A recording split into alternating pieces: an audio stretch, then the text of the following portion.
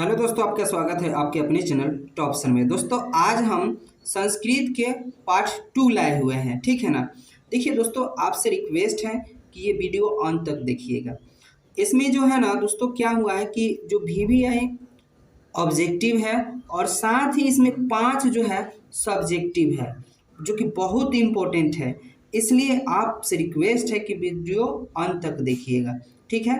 तो चलिए शुरू करते हैं। पहला क्वेश्चन है कि मेगास्थनीज पटना किसके समय में आए थे। तो इसका सही जवाब हो जाएगा सी, चंद्रगुप्त मौर्य के समय में, ठीक है। अगला क्वेश्चन है पाटलिपुष्प की पुतलिका रचना के आधार पर पटना का कौन सा नाम रखा गया था। तो 2 का सही जवाब है पुष्पपुर, ठीक है। अगला क्वेश्चन है पटना में कौमुदी महोत्सव कब मनाया जाता था।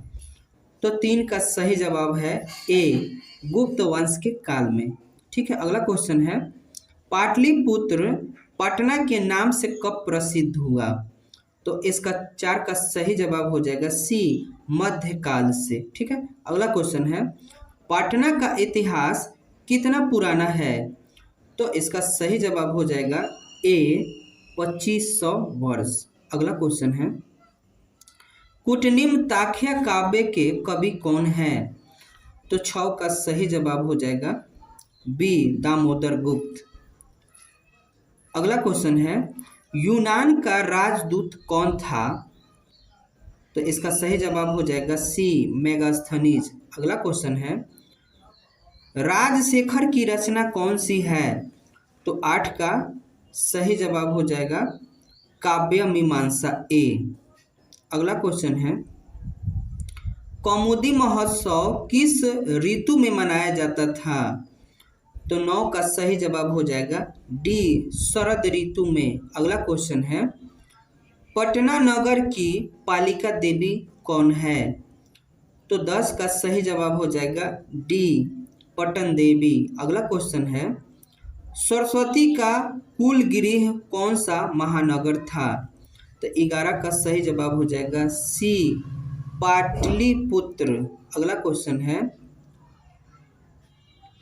परिभूत पूर्वानंद स्थानम की संज्ञा किसे दी गई है। तो 12 का सही जवाब हो जाएगा ए, पाटलिपुत्र नगर। अगला क्वेश्चन है गुरु गोविंद सिंह का जन्म स्थल कहाँ है। तो इसका सही जवाब हो जाएगा ए, पटना। अगला क्वेश्चन है वैरेन वैरस्य समनम असंभवम यह कथन किसका है। तो इसका सही जवाब हो जाएगा 14 का बी, महात्मा बुद्ध की। अगला क्वेश्चन है किसके काल में पाटलिपुत्र की रक्षा व्यवस्था उत्कृष्ट थी। तो 15 का सही जवाब हो जाएगा ए, चंद्रगुप्त मौर्य के समय। अगला क्वेश्चन है सिखों के 10वें गुरु कौन थे। तो 16 का सही जवाब हो जाएगा सी, गुरु गोविंद सिंह। अगला क्वेश्चन है पाटलिपुत्र किस प्रांत की राजधानी है। तो सही जवाब हो जाएगा ए, बिहार की। अगला क्वेश्चन है पाटलिपुत्र वैभव पाठ में किस शहर का वर्णन किया गया है। तो पटना का वर्णन किया गया है, इसका सही जवाब हो गया, ठीक है ना। अगला क्वेश्चन है दामोदर गुप्त ने किस काव्य की रचना की है। तो 19 का सही जवाब हो जाएगा ए, कुटनिम ताख्या। अगला क्वेश्चन है गांधी सेतु कुत्र अस्ति।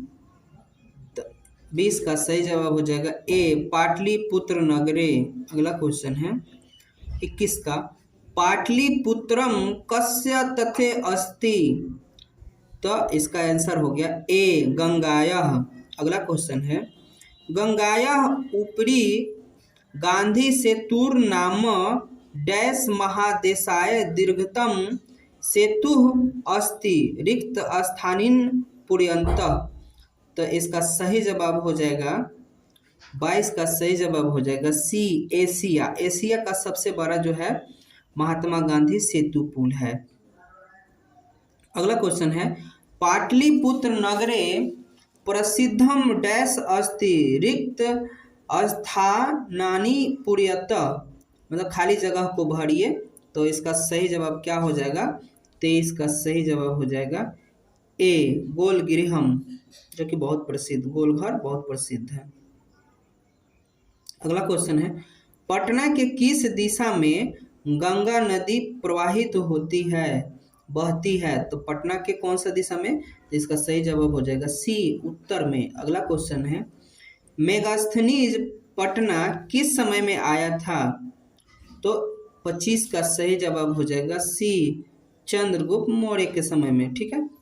अगला क्वेश्चन है, किसके शासन काल में पाटलिपुत्र की शोभा तथा रक्षा व्यवस्था अति उत्कृष्ट थी?